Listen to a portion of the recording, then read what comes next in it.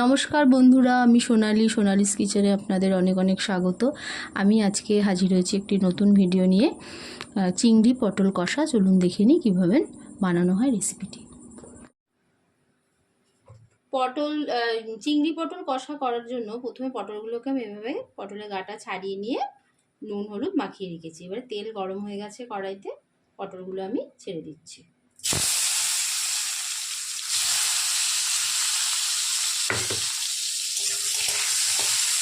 পটলগুলো ভেজে নেব।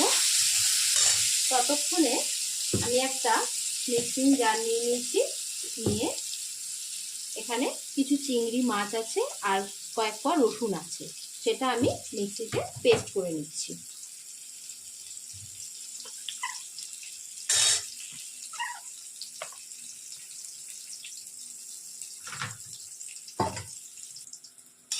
পটলগুলো ভাজা হয়ে গেছে, এবারে আমি তুলে নিচ্ছি।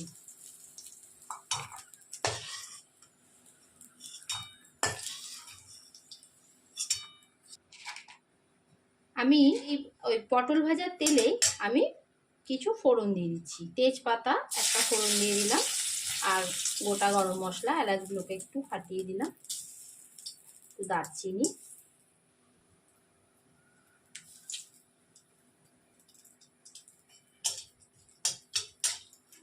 ফোড়ন থেকে একটা সুন্দর গন্ধ বেরিয়ে এলে আমি এখানে পেঁয়াজ কুচিটা দিয়ে দেবো।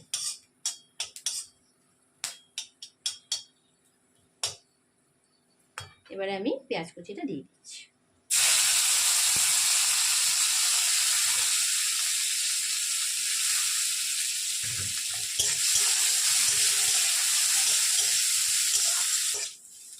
পেঁয়াজটা খানিকটা ভাজা হয়ে এসছে, আর একটু ভাজা হোক, ততক্ষণে আমি একটা মশলা রেডি করে নিই। এখানে একটা বাটি নিয়েছি, এবারে কিছুটা আদা বাটা নিয়ে নিচ্ছি,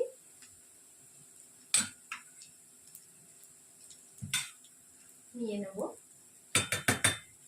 লাল লঙ্কার গুঁড়ো, ঝালটা আপনাদের স্বাদ অনুযায়ী দেবেন, আমি এখানে হাফ চামচ মতো দিলাম। আর দিয়ে দেব কাশ্মীরি লঙ্কার গুঁড়ো। কাশ্মীরি লঙ্কার গুঁড়োটা দেবো কালারের জন্য। কাশ্মীরি লঙ্কার গুঁড়ো আমি দিয়ে দিচ্ছি, আর একটু জিরের গুঁড়ো আমি এখানে দেব। এই ছোট চামচের 1 চামচ আমি দিয়ে দিচ্ছি জিরের গুঁড়োটা। এবারে আমি এর মধ্যে একটু জল মিশিয়ে একটা পেস্ট বানিয়ে রেখে দেবো।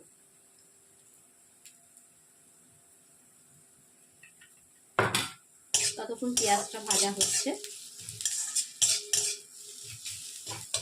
পেঁয়াজটা ভাজা হয়ে গেছে, এবারে আমি এই গুঁড়ো মশলাগুলো এর মধ্যে দিয়ে দিচ্ছি। ভিজিয়ে রেখেছিলাম একটু, যেহেতু গুঁড়ো মশলা, নাহলে পুড়ে যেতে পারে।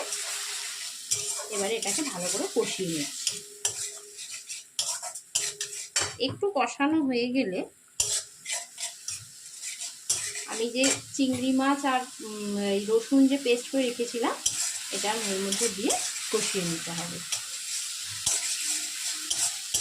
একটু 1 মিনিট কষানো হোক, তারপরে আমি এটা দিয়ে দেবো। এবারে আমি চিংড়ি মাছ আর রসুনের পেস্টটা এর মধ্যে দিয়ে দিচ্ছি।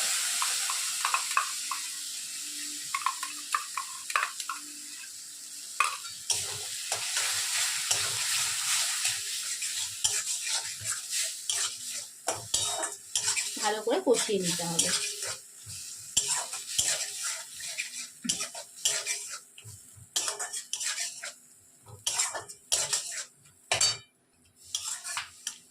আমি এখানে একটু ওই মিক্সির বাটি ধোয়া জলটা একটু এর মধ্যে অ্যাড করেছি। এবারে এটাকে একটু ভালোভাবে কষিয়ে নিচ্ছি।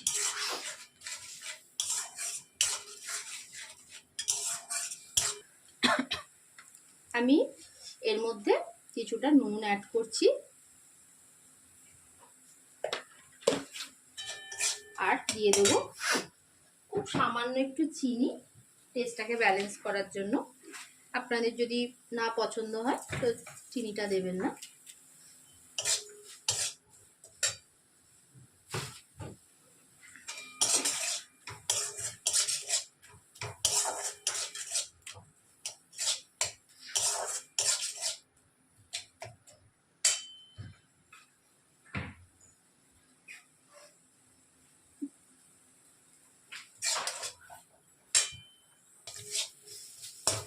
চিংড়ি মাছটা কষানো হয়ে গেল। এবারে আমি এই ভেজে রাখা পটলগুলো এর মধ্যে দিয়ে দিচ্ছি, দিয়ে একটু নাড়াচাড়া করে জল দিয়ে দেবো।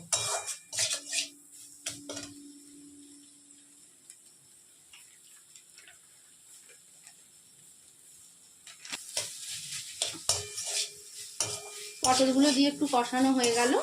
এইবারে আমি অল্প জল দিয়ে দিচ্ছি।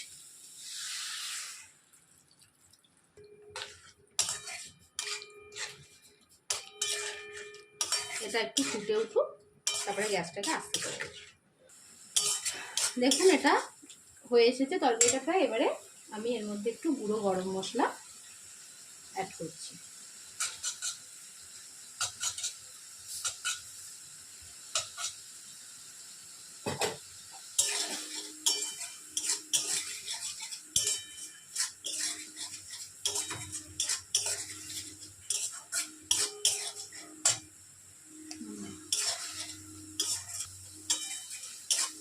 চিংড়ি পটল কষা রেডি। এবার আমি এটা নামিয়ে দিচ্ছি। রেডি হয়ে গেছে চিংড়ি পটল কষা। এইভাবে আপনারা বাড়িতে একবার করে ট্রাই করে দেখবেন রান্নাটি। যদি ভালো লাগে আমার চ্যানেলটি সাবস্ক্রাইব করবেন, লাইক কমেন্ট শেয়ার করবেন। আর দেখা হচ্ছে নেক্সট ভিডিওতে। ধন্যবাদ।